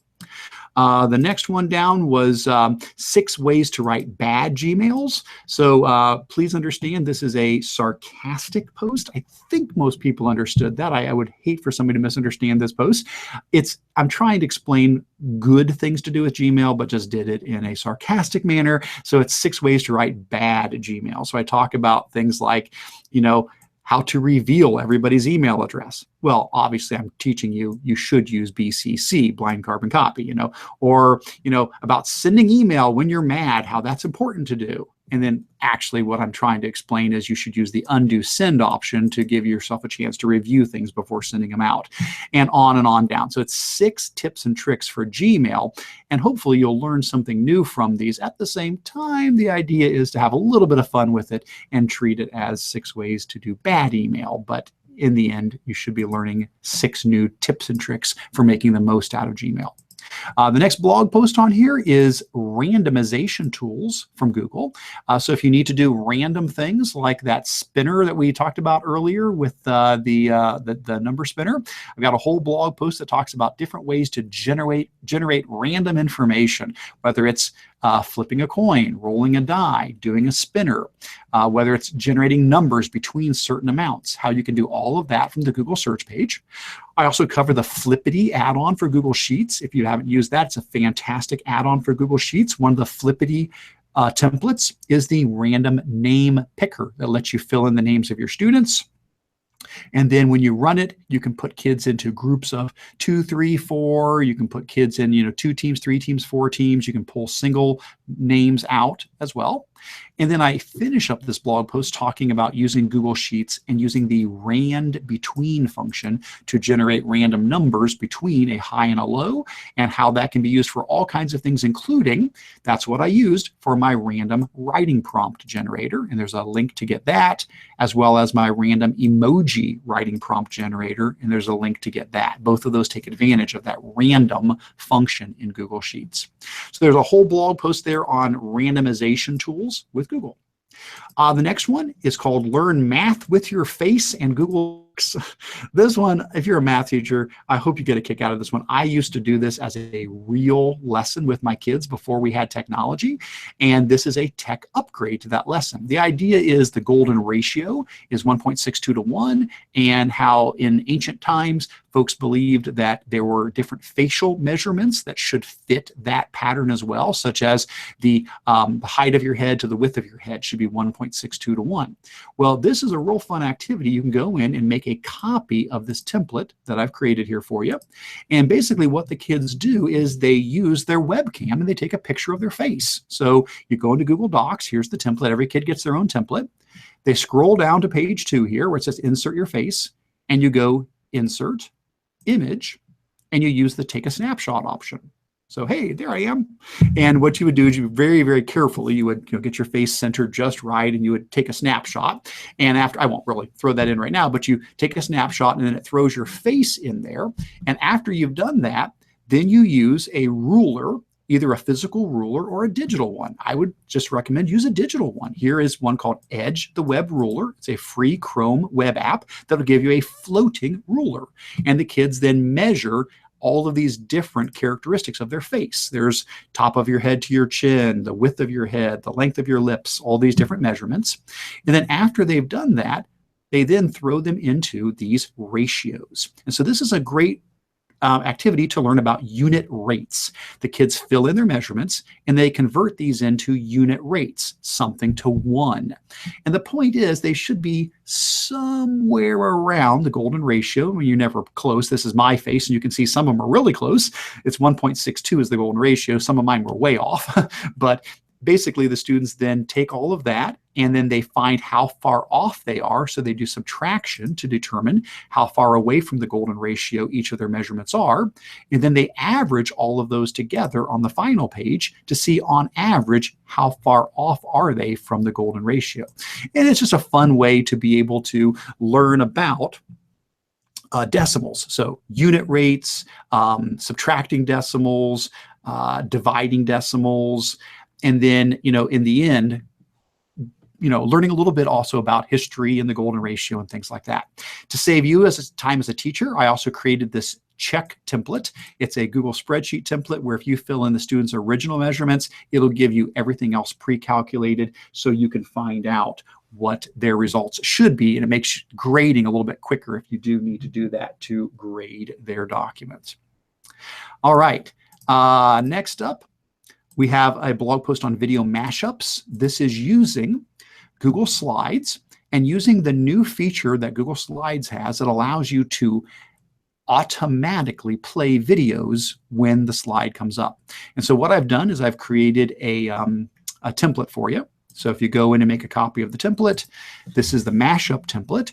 And the idea is what you're going to do is you're going to put 2 videos on a slide and have both of them automatically play because you're mashing up videos. So here's the directions, and then here's the slide where you insert your two videos. And then what you do is you use this new feature that has been added to Google Slides, which allows you to go in right here and say, I want to autoplay the video. You can even say when it should start and when it should finish. And the idea is the kids would be taking two videos that for some reason go together, and they would mash them up so they play together. And then on the final slide, they would explain, why did you put these two videos together? So maybe it's a speech from, somebody historical, a politician giving a speech, and then there's music with it. Or maybe it's a scene from Romeo and Juliet, and then there's, something you're mashing up with that. Now, what I did for mine, my example here was I took what happens when you put calcium carbide inside of Coca-Cola, and I mashed that up with Queen's Under Pressure. And so the actual, where is the actual link to the slideshow here? It's probably at the very bottom here. There it is. So if you open mine up and you go to the third slide, it'll actually start playing those automatically. And so it's playing the Queen Under Pressure song while it's showing the calcium carbide going into the Coca-Cola bottle. Then they add the Coke in there. And of course, it builds up pressure and then it explodes. And it's really cool. If you want to watch that explode, you can do that. And then on the next tab, then next slide, I explain why I put those two together. And so that can be another fun activity for students to do with Google Slides. And then the final thing, the last one on here, is a blog post I did at the very start of the summer on self-editing tools. So if you do have students who are writing, and one of the best ways to edit is to get feedback from others, but what about those times when maybe you don't have feedback from your peers or from your teacher, and you're wanting to do some self-editing? And so this blog post explains different self-editing tools, like having your document read aloud to you using the read and write extension to look for mistakes, but also using a lot of grammar checkers. And I cover a bunch of them here. There's RaiQ, the Google Docs add-on. There's SAS Writing Reviser. There's the Hemingway app website. There's the Analyze My Writing website. There's the SlickWrite website, and all of these are free and allow you to take what you've written and run it through all these different grammar checks to learn about what you might want to improve with it. And I finish up that blog post with some thesaurus tools to help you improve your writing as well. Shoo! So there we go. So those were things from the summer. I would encourage you to dig deeper into any of those if some of those look like they might be of interest to you or your students. As always, please feel free to pass any of this along. Everything we put here in these monthly meetings is meant to be shared as broadly as you would like. So please pick from here things that you think will help your teachers, help your students, help your administration. Please do share those on with others. Other than that, I want to thank you guys again so much for taking 2 hours out of your day today to be here as part of our meeting. Please don't forget that upcoming meetings can be found at the GEG Ohio website, which is bit.ly/GEG Ohio. That is, again, a brand new site. We just put it up here earlier this week.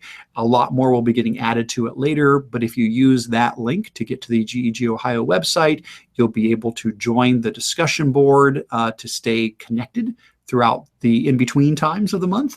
And then you'll be able to go to the monthly meetings link and make sure you always know when our next meetings are. Again, if they do change, check here. Sometimes the date and time might change, but this will show you upcoming meetings with an agenda link and a video stream for each of those. And then past meetings will be available here as well. Other than that, if somebody joined late, I do want to remind you, if you want to get a certificate of attendance for the meeting, under the important links section, there is a sign-in form that allows you to sign in for the meeting. That way I can generate a certificate of a PDF certificate of attendance, and I will email that to you so you can turn that in for PD hours if your school allows you to use meetings for those.